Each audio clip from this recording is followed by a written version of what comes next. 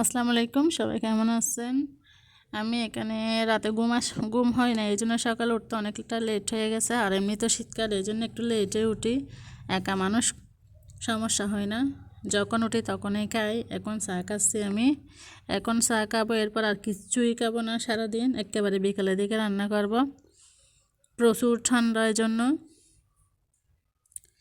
এরপর আমি দুইটা পাতিল নামানোর জন্য দুইটা কাপড় দিয়ে বানাচ্ছি। এগুলাকে কি বলে আমি বলতে পারতেছি না, লুসুনি না কি একটা বলে মনে হয়। এগুলা বসে বসে এগুলা সেলাই করব। এই তো এভাবে একটা একটা করতে করতে দিন চলে যায়। একজন থাকলেও যেরকম, 10জন থাকলেও একই রকম। ভাগ্য কীরকম দেখেন, একা থাকা কত সুখ, অনেক সুখ একা থাকা।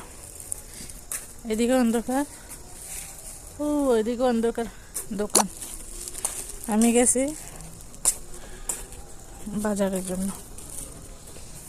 এখানে এত দূর পথ একা একা হেঁটে যাব এগুলো নিয়ে। একটা কোথাও যদি কোসা লাগলে পর্যন্ত কীরকম কষ্ট হয়। এছাড়াও ঠান্ডা পানি ধরলে তো আরও অসহ্য লাগে। তার মধ্যে দেখেন ব্লেড দিয়ে কত বড় করে হাত কেটে ফেলছি। অনেকগুলা ব্লাড গেছে হাত থেকে, অনেক ব্যথা করতেছে। এখন পানি ধরতে পারতেছি না। এইখানেটা তাও শুকাই গেছে, উপরের হাতের আঙ্গুলের উপরে যেটা পাইছি এটা আজকেই পাইছি, কিছুক্ষণ আগে। কি আর করার, এগুলাই নিয়ে খাইতে হবে, রান্না বান্না করতে হবে। এখন তো করার কেউ নাই। এটা তাও দেখা যাচ্ছে না। এখন আমি আজকে একটা নতুন আইডিয়া করলাম।